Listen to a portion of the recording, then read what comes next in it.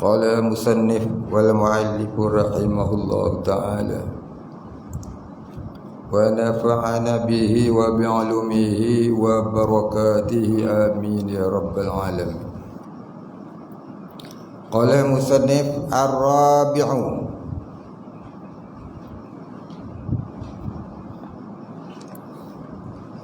masu qubulil adami aw halaqati duburihi bi batnil kaffi aw butunil asabi'i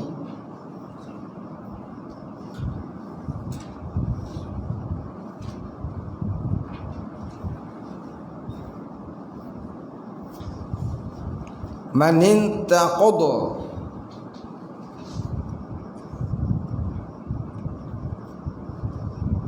wudu'uhu haruma alaihi arba'atu asya'a. Baik, Abi.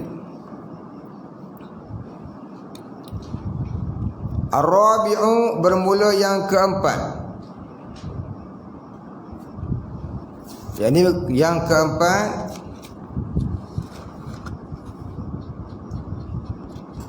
Yang keempat daripada nawaqidul wudu.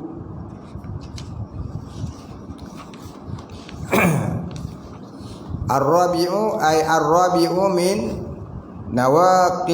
nawaqidil wudu, daripada perkara yang membatalkan wudu.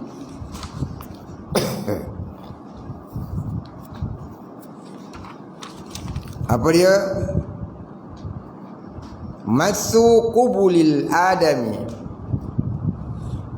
Masu menyentuh. Masu menyentuh.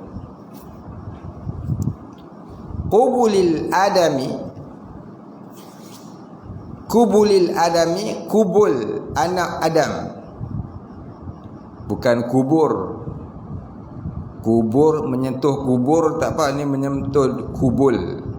Kubul ni apa dia kubul? Kubul ni kemaluan. Menyentuh kemaluan yang di hadapan. Menyentuh kemaluan di hadapan, iaitu kemaluan anak Adam, kemaluan manusia. Kalau kemaluan kambing tak apa.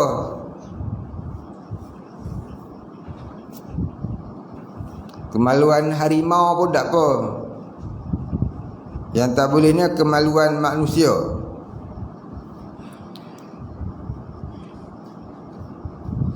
Jadi maksud kata kemaluan manusia itu kemaluan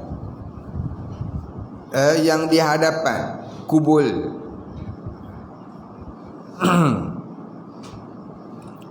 Maka menyentuh tu dengan apa? Dengan tapak tangan tu, bibatnil kaffi.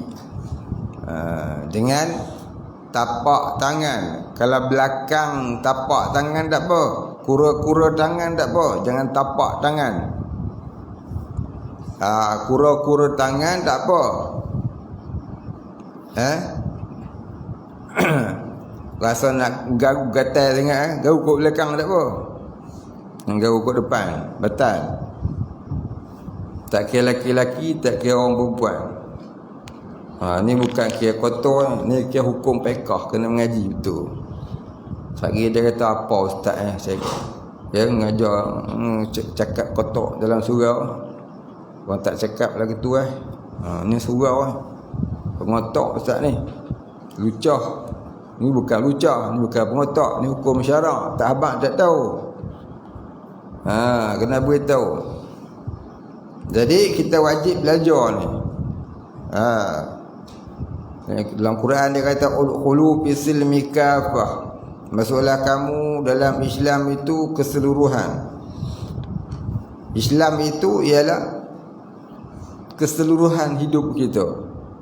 Bukan hanya sembahyang, puasa, zakat, haji je. Termasuk Islam tu ialah adab-adabnya.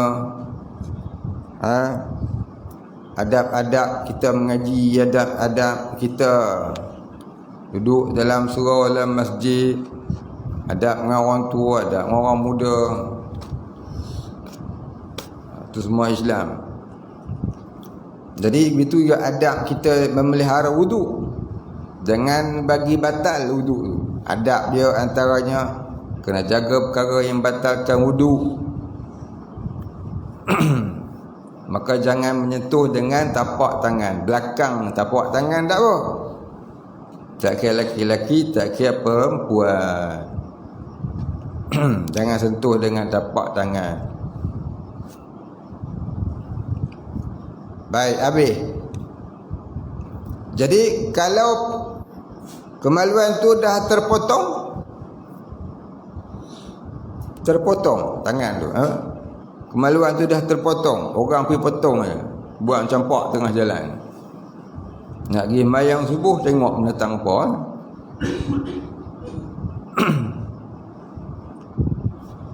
Pegang. Orang lekor.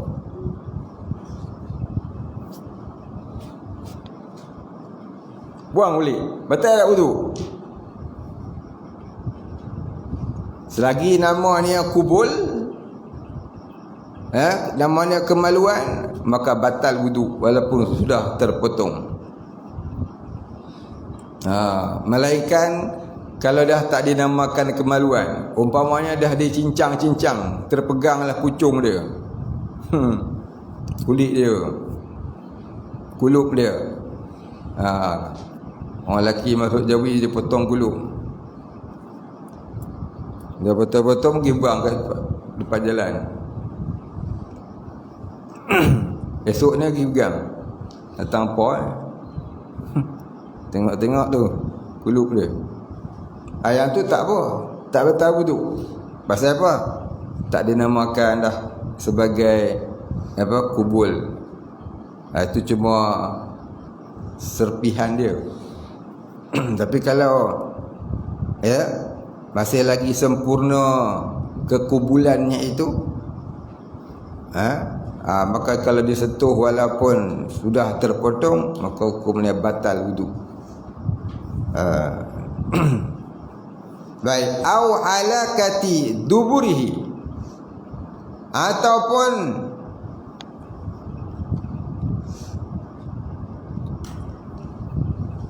halakah duburnya. Apa dia halakah dubur? Halakah dubur ni itu hasyafah dia, kawasan dia, daerah. Halakah ni maknanya daerah dia, dubur. Apa yang mana dia katakan halakah dubur ataupun hasyafah dubur tu? Hasyafah tu bibir, halakah tu keliling dia tu. Yang dinamakan halakah tu yang tempat kecut-kecut tu, yang nampak macam keriput tu. Selagi nampak tempat keriput tu ada berwarna merah ataupun gelap, balik ambil cermin, suluh sendiri. Itu namanya halakah. Kalau disentuh papan punggung, papan punggung tak apa. Macam orang lelaki, dia sentuh kelenjarnya, menyentuh kelenjarnya tak apa, tak batal. Yang batal tu awang lekornya. Yang tu batal. Ataupun halakah duburuhi, halakah duburnya, halakah lubang punggung dia. Ustaz ni apa dia? Lubang punggung. Ustaz ni.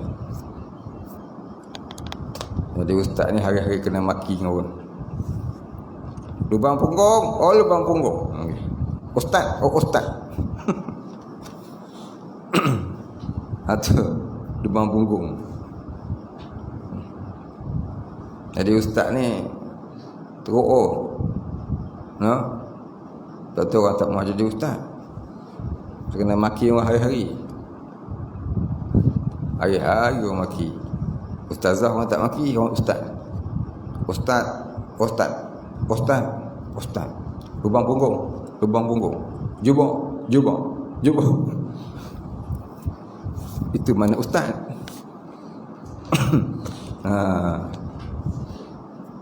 Sebab tu kalau orang panggil tu ustaz, abang dia. Jangan panggil saya ustaz. Panggil brother sudah. Panggil brother dia elok lagi.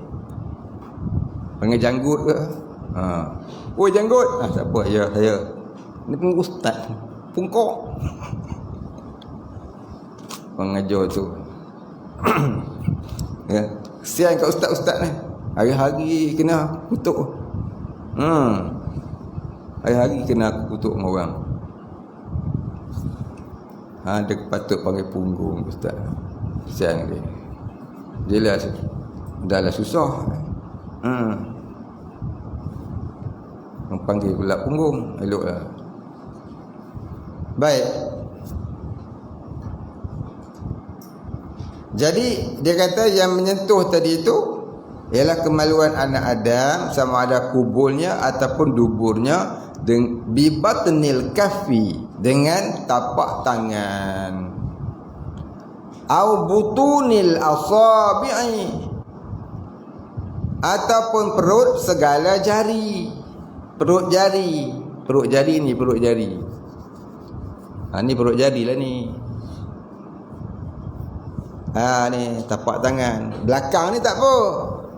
Ujung tak apa lagi. Ujung cik, cik. Tak apa lagi. Kau jangan pegang pun batal lah. Faham ni apa? Cecek sikit tak apa. Kau apa?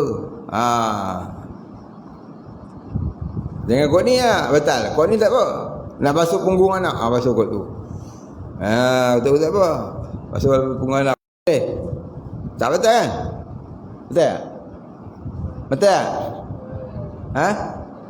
Betul pula basuh kau tu. Tak betul? Betul? Ni ngaji tak faham. Ramu. Kita berak, lepas tu tak nak bagi batal wuduk, kita basuh kot tu. Kalau tak sentuh tempat tangan, tak batal wuduk. Betul? Tak betul? Tak betul? Tak faham tak ngaji. Ngaji tak faham ni susah ngelamun, suka ngelamun. Berangan jadi Ultraman, Superman, Batman, Cicak Man. Tu susah lah.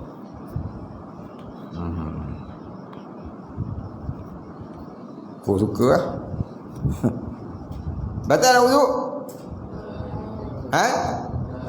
Betul batal? Lalu sentuh ke belakang. Tak lah betul. Betul lah. Betul apa? Pasal berak. Bukan pasal basuh berak.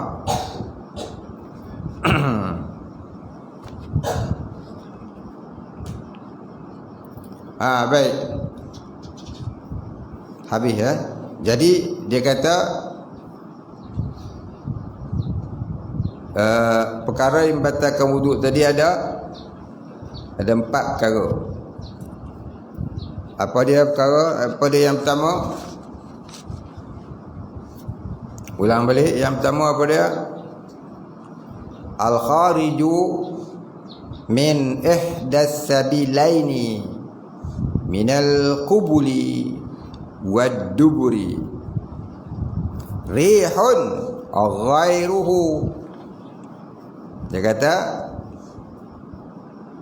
yang pertama al-khariju, ya, keluar, min ihdas sabilaini, daripada 2 jalan, minal qubuli, sama ada kubul, wad duburi, ataupun dubur, rihun, iaitu angin pus-pus.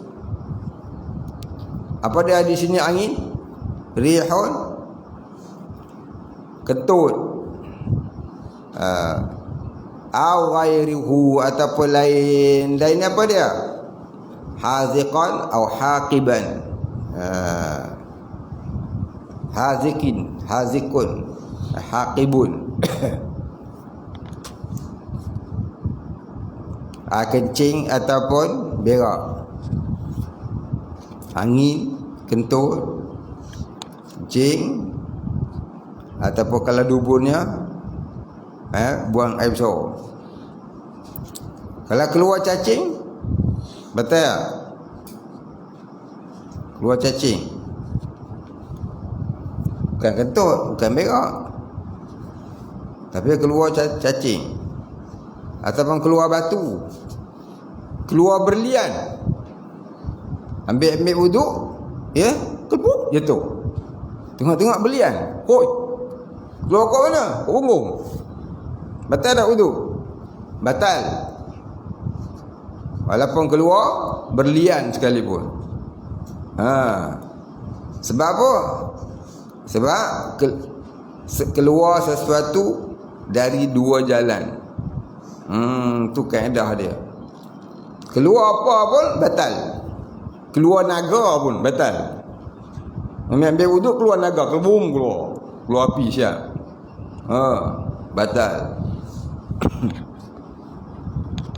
Itu yang pertama, keluar sesuatu daripada kemaluan, sama ada depan ataupun belakang.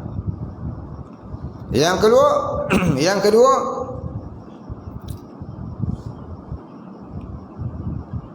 zawalul akli, hilang akal. Zawalul akli, hilang akal. Hafal sikit yang Arab ni. Yang keduanya, zawalul akli, hilang akal. Yang pertama tadi hafal sikit ya, al-khariju min ihdas sabilaini. Kat tu pun cukup lah. Keluar sesuatu dari dua jalan. Yang keduanya, zawalul akli. Zawalul akli, hilang akal. Hilang akal tu binaumin au ghairihi, sama ada tidur ataupun lainnya. Tertidur, terlena, batal wuduk. Duduk bersila tu, tertidur, batal wuduk. Melainkan tidur yang tetap punggung. Macam mana? Dia tidur bersila, menyandar ke dinding, dan dia tak bergerak badan dia, tak tertunduk-tunduk, tak tertunduk-tunduk, tak tertunduk-tunduk. Yang tu tak batal. Selain pada tu semua batal. Tidur bersila, tertunduk-tunduk, batal. Sebab apa? Dia terangkat punggung, terangkat papan punggung tu kira batal. Apakah lagi tidur menerang, tidur baring, tidur mengiring, maka batal. Tidur berdiri, batal. Tengah berdiri batal. Tengah berdiri batal. Tidur lena, jaga-jaga, tumbanglah, batal. Pasal apa? Tidur tu menyebabkan hilang akal. Tidur yang tetap punggung tu pasal dia tak keluar angin, tak kentut. Namun tidur yang dimaksudkan tu tidur yang tidak menyebabkan hilang akalnya secara total. Kalau tidur tetap punggung tapi hilang akal yang total, tak dengar apa dah, bom meletup tak dengar, batal juga. Sudah mati je kata, hilang akal, batal juga. Ni orang kata tidur-tidur ayam lah ni. Tidur-tidur ayam.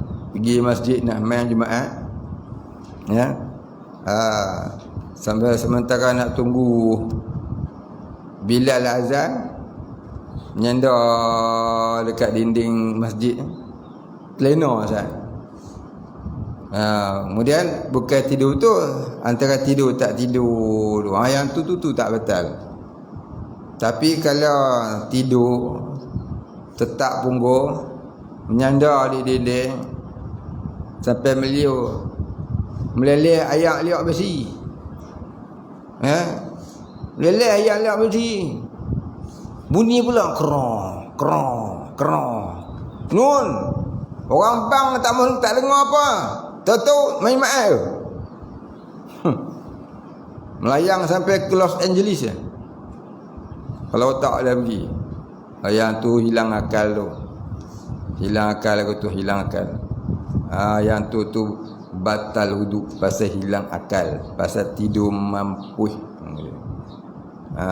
Ni maksud tidur ni tidur ayam, antara tidur tak tidur. Baik.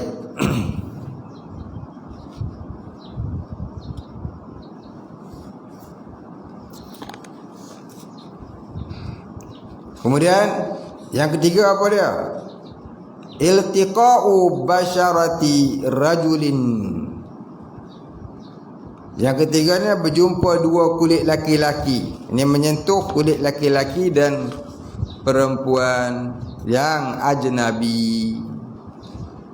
Yang keempatnya menyentuh kemaluan anak Adam, sama ada jalan depan ataupun jalan belakang. Inilah 4 perkara yang membatalkan wudu. 4 perkara yang membatalkan wudu tu tengok, faham molek. Kalau muntah kalau muntah batal wudu lah. Muntah batal tak wudu? Muntah tak batal wudu. Makan tak batal wudu. Muntah tak batal wudu, makan tak batal wudu, minum tak batal wudu.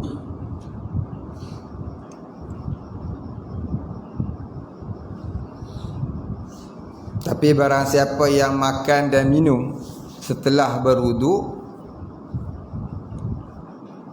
siapa yang makan dan minum setelah berwudu, makan apa? Makan daging unta yang telah dimasak, maka sunat dia berwuduk semula. Sunat ia berwuduk semula.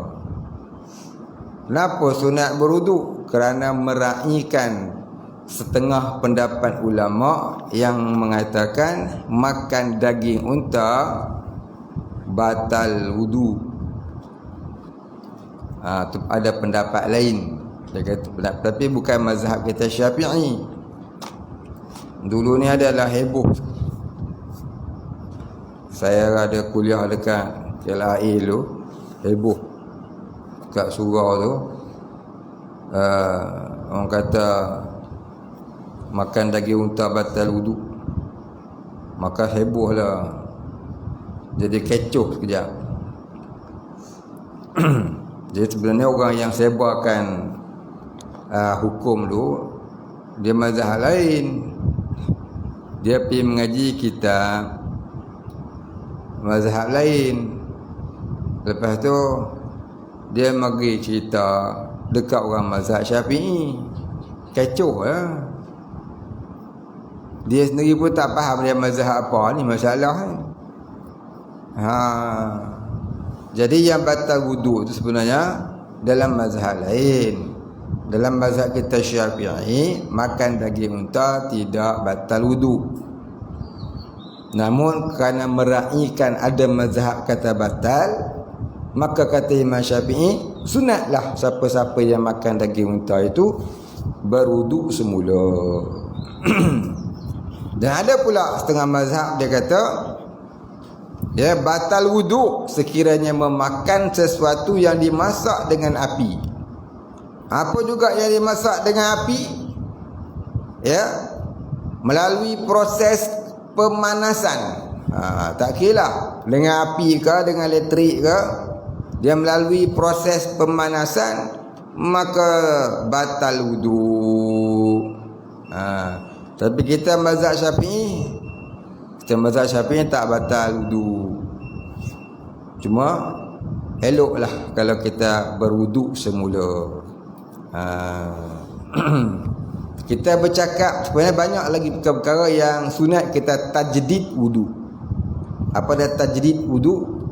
Tajdid wudu maknanya membaharui wudu. Apa yang menyebabkan kita sunat tajdid wudu? Yang pertama tadi iaitu kalau kita makan daging unta. Yang keduanya memakan makanan yang telah dimasak dengan api. Yang ketiganya kalau kita tidur ayam yang tetap punggung tadi tu. Walaupun tak batal tapi sunatlah kalau kita nak baharui wudu semula. Yang keempat, kalau kita banyak sembang temberang. Banyak sembang merapu-merapu. Lepas tu nak pergi solat, wudu tak batal lagi. Maka sunatlah kita wudu semula. Lepas solat maghrib, pergi kedai mamak, kena roti canai. Sampai tengok berita jam 8. Tengok berita ini mengarut dalam TV tu. Liverpool hantam Argentina 14-1. Sonok tak kira lah tu. Pasal dia suka Liverpool.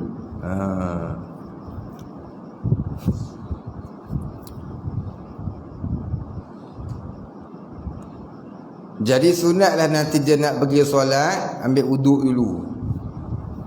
Tak saya duk sebut mengarut ni, gol. Dia sunatnya jaga wuduk tu, lepas wuduk baca Quran.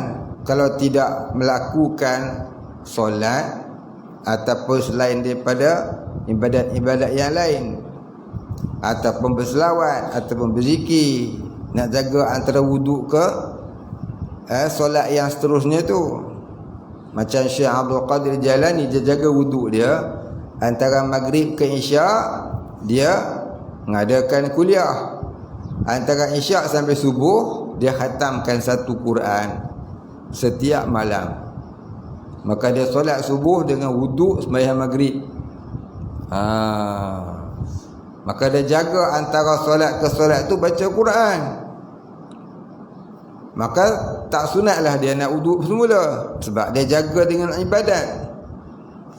Tapi kalau buat dengan kerja mengarut-ngarut, tengok raja lawak lah apa benda ke, maka sunatlah dia berwuduk semula. Itu namanya tajdid wudu. Ya, membaharui wudu. Baik, Habib.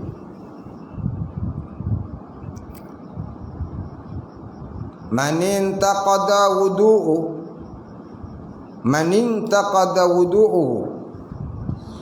Bermula siapa-siapa. Man intaqada. Gitu bunyi dia. Man intaqada. Kalau baca sambungnya man intaqada. Man bermula sesiapa. Intaqada batal wudu'uhu, oleh wuduknya, haruma alaihi arba'atu, maka haram atasnya 4 asya'a, perkara. Siapa yang tak ada wuduk, haram atas dia 4 perkara. Maka orang tak ada wuduk ni namanya orang yang berhadas kecil. Orang yang tak ada wuduk ni namanya orang yang berhadas kecil. Jadi kalau orang kata hadas kecil ni apa? Bukan buang air kecil. Hadas kecil ni apa dia? Orang yang tak ada wudu. Tu hadas besar, hadas kecil. Hadas besar, orang yang diwajibkan mandi. Orang yang diwajibkan mandi hadas kerana sesuatu perkara yang berlaku ke atas dirinya. Sama ada orang perempuan yang haid ataupun nifas, ataupun wiladah, itu mewajibkan mandi.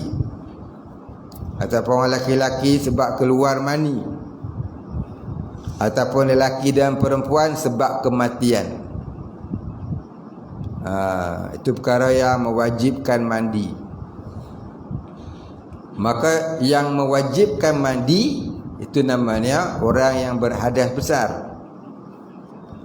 Yang tak mewajibkan mandi tapi wajib wudu je, kalau dia nak solat, maka tu dinamakan orang yang berhadas kecil. Dulu-dulu ni ada orang faham hadas kecil tu buat yang kecil, kencing. Hadas besar tu buat yang besar, berak. Bukan lagu tu. Faham?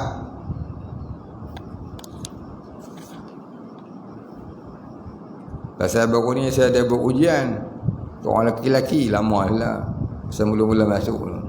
Terangkan hadas kecil, dia tulis tu buang apa, kencing. Hadas besar berak. Dia belah tahu lah. Hadas kecil, hadas besar belah tahu. Tak apalah, baru mengaji.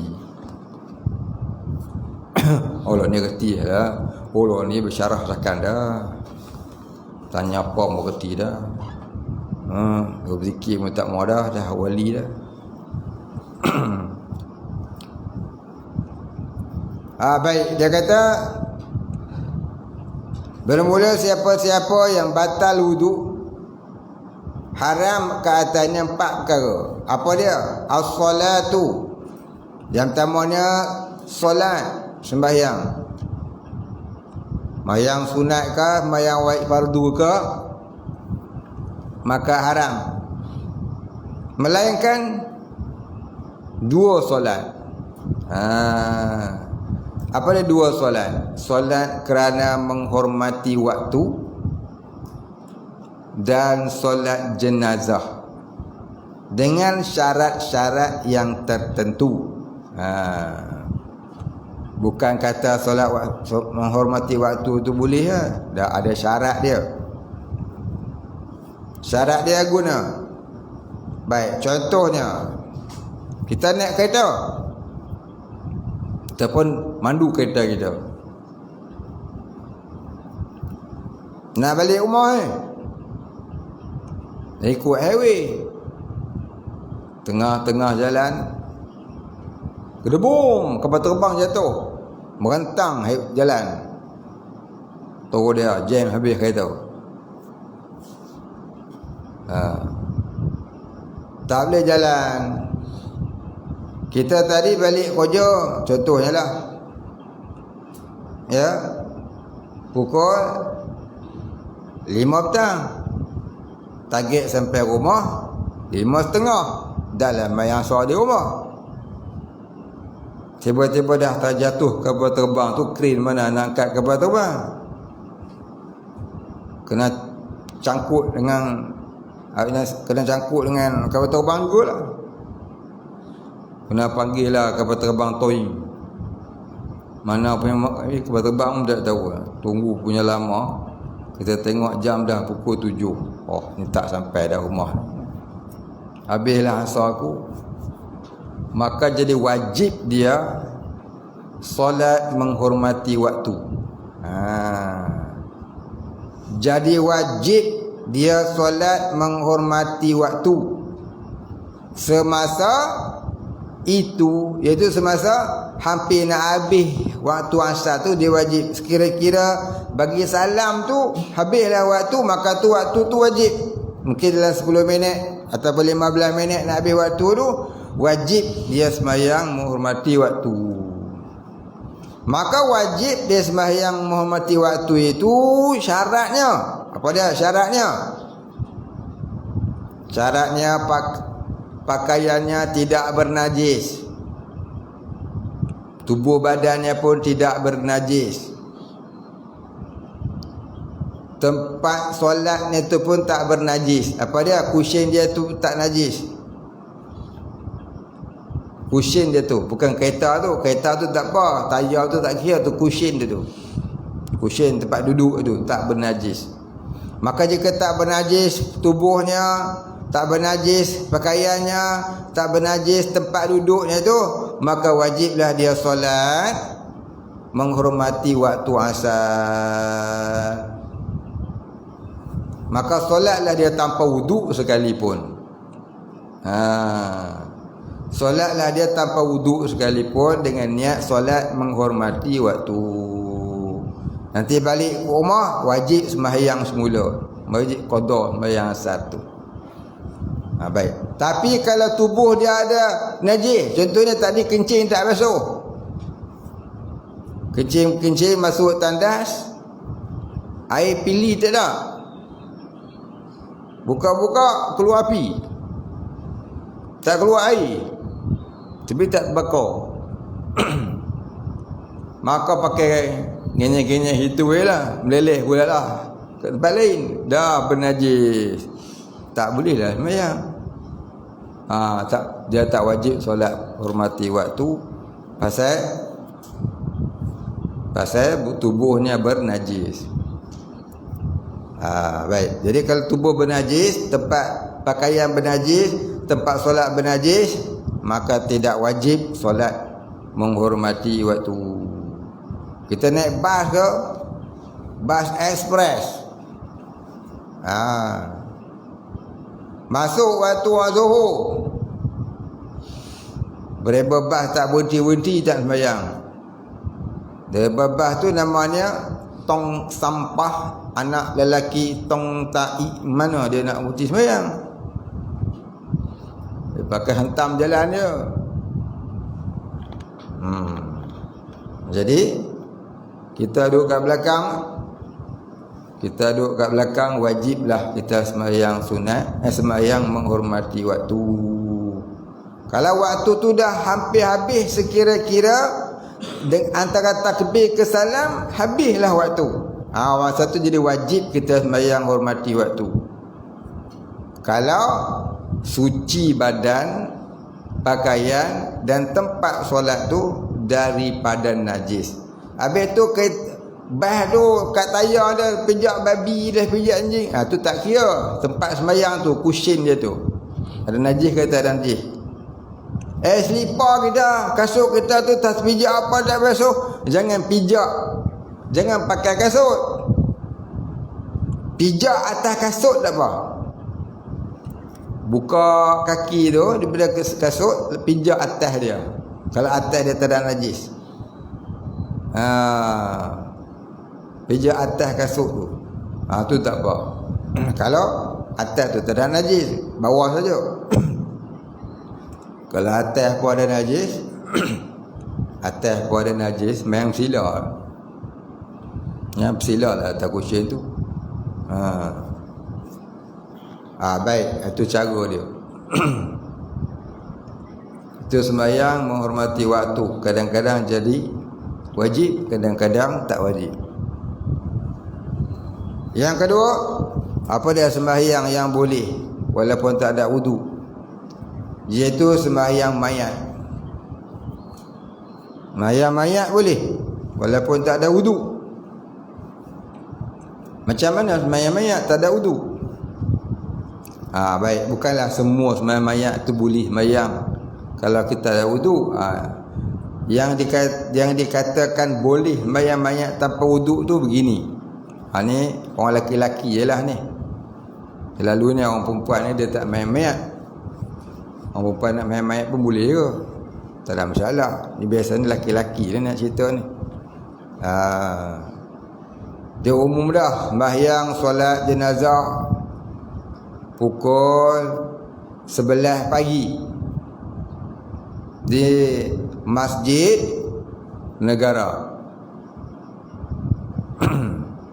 Jadi kita ni pun balik kerja kalut-kalut,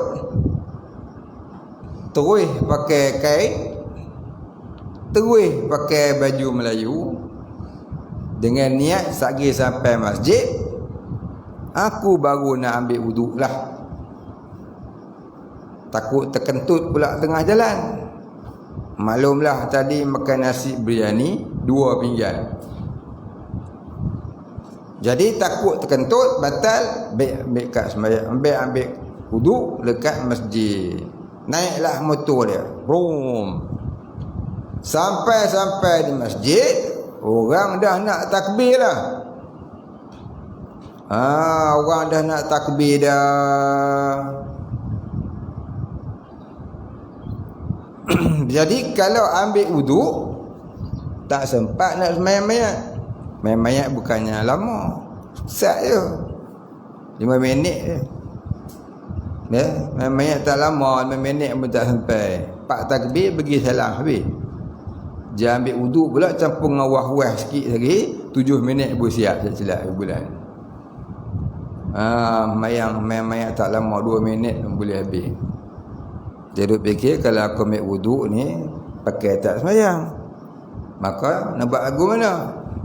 Teringatlah Tok Guru dia kata, sembahyang mayat kalau suci tubuh, suci pakaian, suci tempat solat daripada najis, walaupun tak berwuduk, maka harus dia solat jenazah dengan niat doa. Bukan niat sembahyang, dengan niat doa. Maka dia pun parking lah motor Harley Davidson dia tu dekat bawah pokok kelapa. Lepas tu terus dia masuk, usalli ala hadzal mayyit arba'a takbirati fardal kifayah. Salli ala hazihil mayyit fardal kifayah arba'a takbirat ma'muman lillahi ta'ala. Lafaz dia macam sembahyang, cuma kosat di hatinya tu doa. Dia pun takbir, aku sembahyang ke atas ini mayat fardu kifayah makmum kerana Allah. Niat sembahyang, tapi di sebalik niat tu dia kosat lagi, dia doakan mayat. Maka bolehlah dia sembahyang mayat dengan niat mendoakan mayat. Itu dia. Ya, boleh sembahyang mayat dalam keadaan tidak berwuduk asalkan suci. Najis, suci daripada najis pada pakaian, pada tubuh dan tempat solat. Dengan niat apa tadi? Dengan niat doa. Baik. Yang itulah perkara yang boleh solat tanpa berwudu.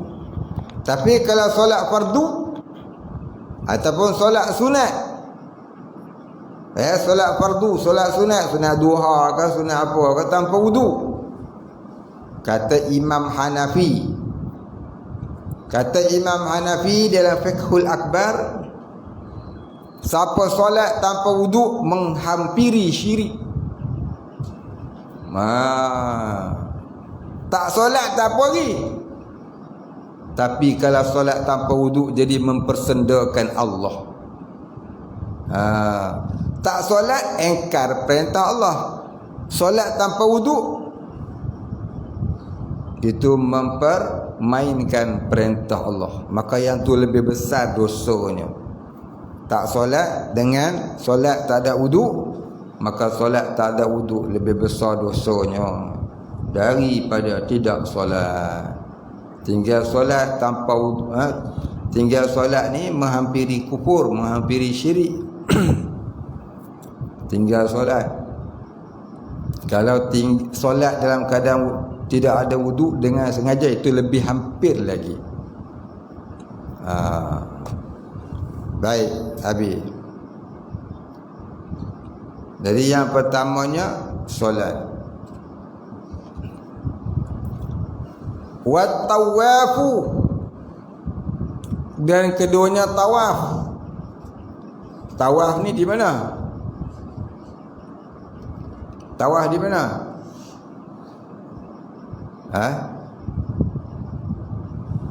Tawaf ni di Masjidil Haram, bukan di Mekah.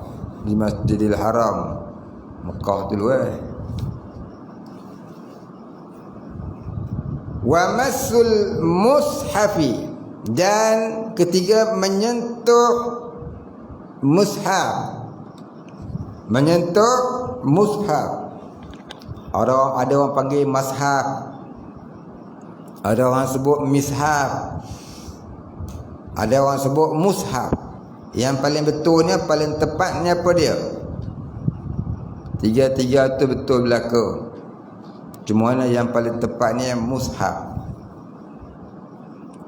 Ya, mishaf, mashaf, mushaf. Mana paling betulnya? Mushaf. Yang lain-lain tu pun betul juga. Ataupun yang lain-lain tu ada istilah lain pula. Ada istilah lain pula yang sama makna dengan dia. Macam kita kata ketam. Ketam tu sekurang-kurangnya ada 3 makna. Ketam laut, ketam laut, lagi ketam padi, lagi ketam kayu. Dia sebut ketam tu ada 3 makna dia. Gitu. Tapi kalau sebut mushaf, mushaf tentu dah Quran. Maka Quran tadi apa dia? Ya, Quran tadi ni apa dia? Sama ada kitabnya ataupun kulitnya. Kulit Quran. Walaupun kulit Quran yang sudah tertanggal dari kitabnya. Kulit Quran saja. Tu pun tak boleh disentuh. Ya, wajib nak sentuh dia kena ada wudu. Mana dalil? La yamassuhu illa al-mutahharun. Ya, jangan menyentuhnya melainkan orang yang bersuci. Jangan menyentuhnya, nya tu kembali kepada Quran.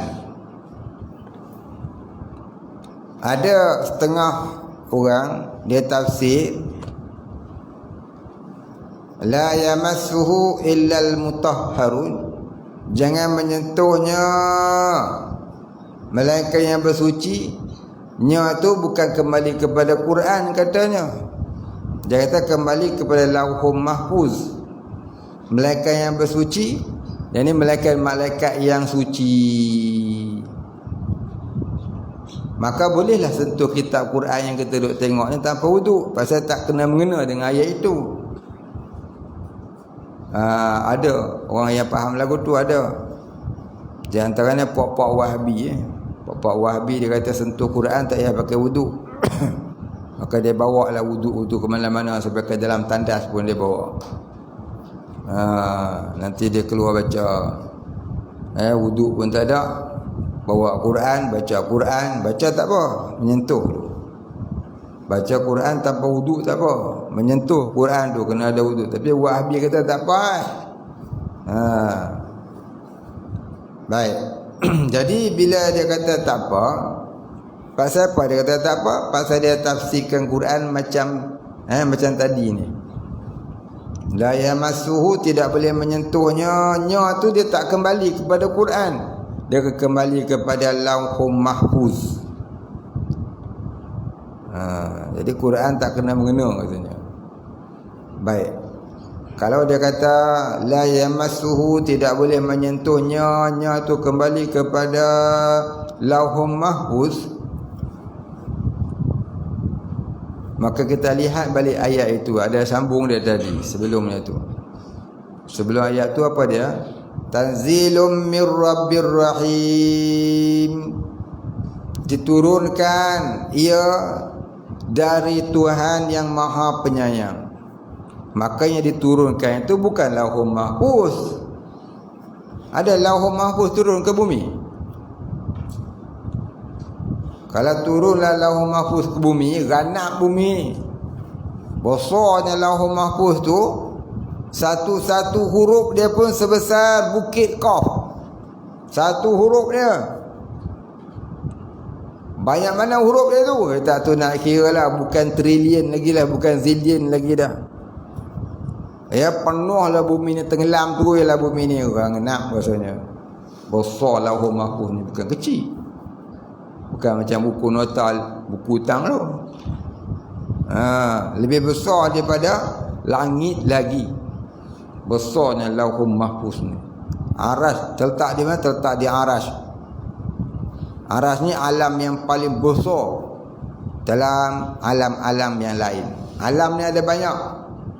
Alam ni ada 180 alam.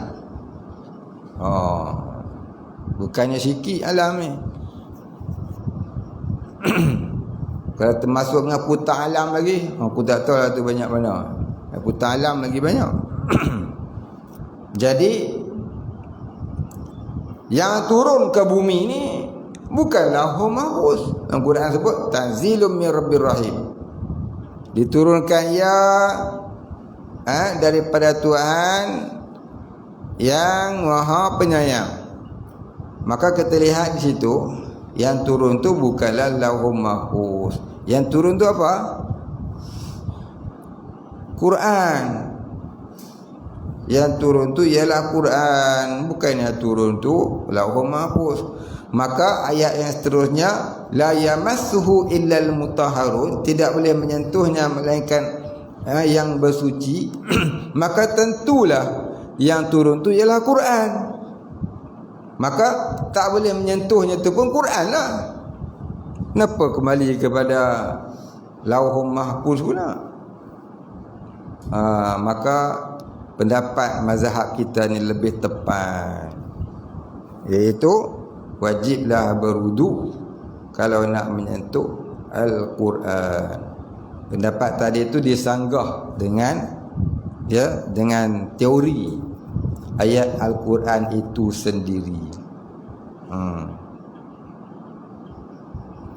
La yamassuhu illal mutahharun tanzilum min Rabbir Rahim. Baik. Jadi kalau dia kata tak boleh menyentuhnya tu malaikat, tak kena mengena dengan manusia, maka manusia boleh menyentuh Quran. Yang tak disentuh tu malaikat, dia kata. Baik. Kalau dia kata la yamassuhu illal mutahharun, tidak boleh menyentuhnya Lauhul Mahfuz melainkan al-mutahharun, ini malaikat-malaikat yang suci. Maka kita tanya dia, adakah malaikat yang berhadap besar? Adakah malaikat yang berdosa? Tak ada malaikat yang berhadap besar. Bengong tu buat tu.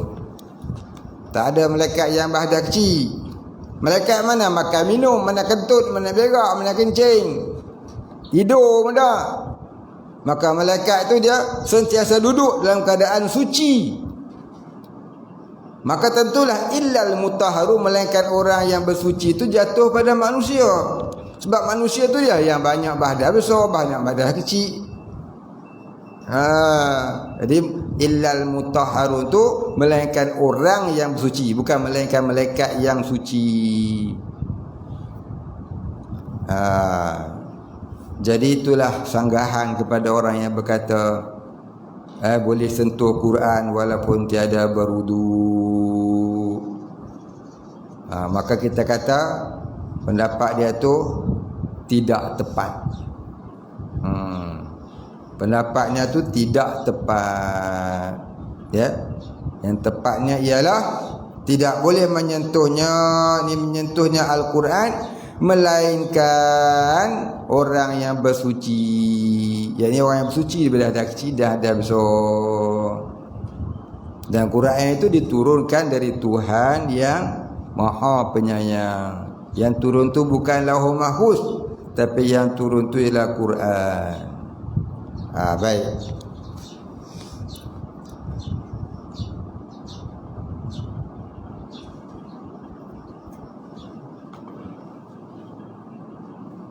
Boleh tak? Angguk je lah.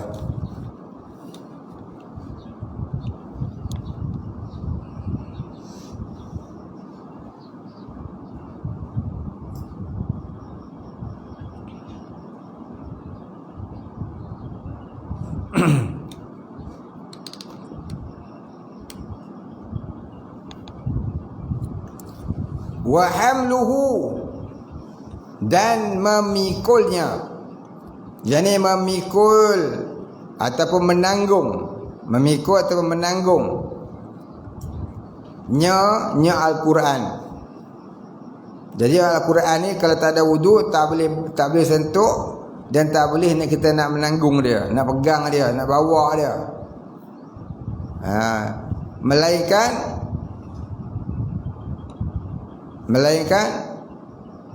kalau kita bawa bersama Quran itu perkara-perkara yang lain dan diniat menanggung barang, walaupun hanya satu batang jarum. Ambil jarum tak dalam Quran, niat bawa barang. Bawa barang apa? Jarum dan apa saja yang ada dekat dia. Maka jadilah menanggung barang. Itu helah. Namanya helah.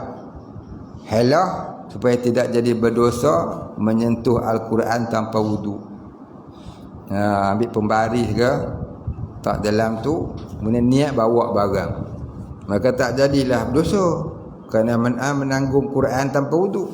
Sebab kita niat bawa barang. Bawa apa? Bawa pembaris dan apa-apa yang ada di sampingnya. Macam kita bawa beg, baju, kain semua buku Quran tu. Maka kita pun tanggunglah bawa naik bas. Boleh tak?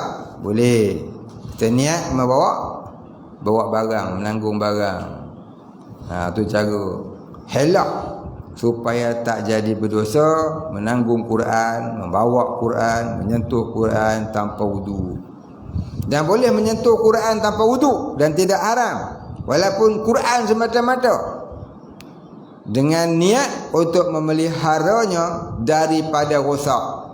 Seperti kita tengah kemas-kemas rumah, ya, jatuh Quran atas lantai, wudu tak ada maka untuk memelihara kemuliaan dia, kita pegang dia, tak balik tempat dia dengan niat memelihara kemuliaan dia, maka tak wajiblah berwudu. Dan tak boleh pula kita nak suruh orang lain ambil. Panggil anak kecil, Din, umur 4 tahun, kau ambil wuduk tu, kau tak apa, kau budak. Tak boleh. Tak boleh suruh orang, tak boleh. Ambil sendiri letak, tak apa. Mak ni batal wuduk ni. Mak batal wudu. Nak pegang tengah baca Quran terkentut, bunyi. Nak sembahyang isyak dah, nak sentuh Quran dah tak boleh. Lepas tu Quran duk terbuka ni. Panggillah anak perempuan dia. Minah, tolong angkat Quran ni tak atas almari. Mak dah batal wudu. Minah tahu baru umur 6 tahun, tak cukup umur lagi. Boleh tak? Tak boleh. La yamassuhu illal mutahharun. Tak boleh menyentuhnya melainkan orang yang suci. Termasuklah kanak-kanak sekalipun tak boleh. Tapi kalau kanak-kanak itu sendiri yang pegang, tak apa. Sebab dia tak kena taklif syarak. Dan jangan dilarang dia pegang tanpa wudu, dan jangan dilarang dia pegang Quran tanpa wudu.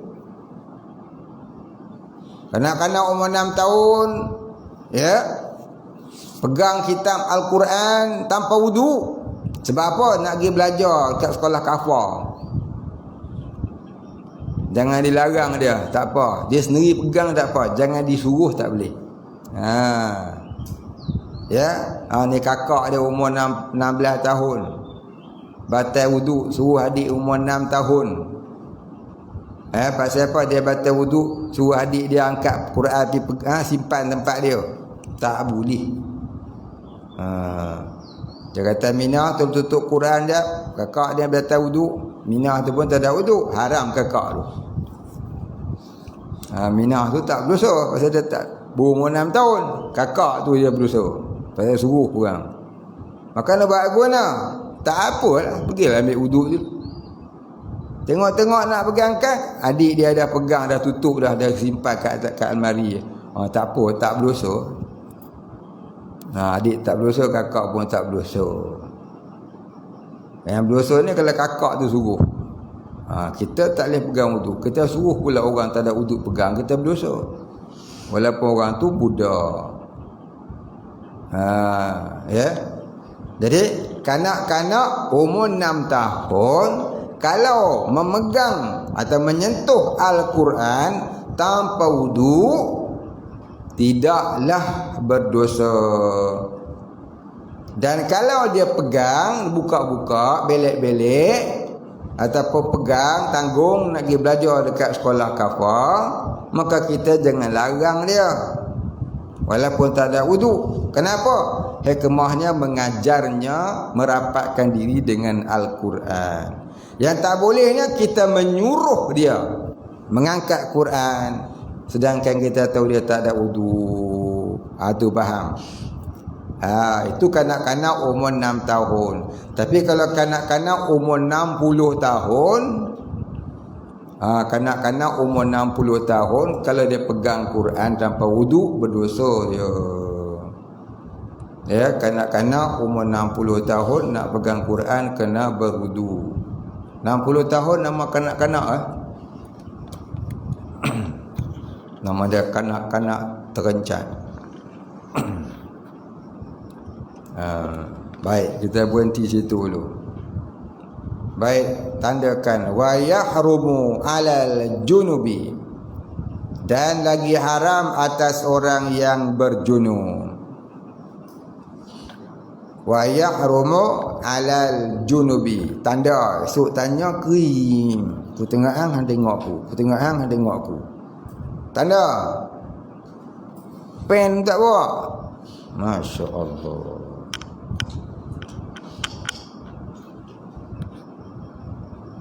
Tanda. Tanda. Besok tanya kat kiri. Kat mana dia tengok gua saya balik? Kau nak apa? Kau pahal.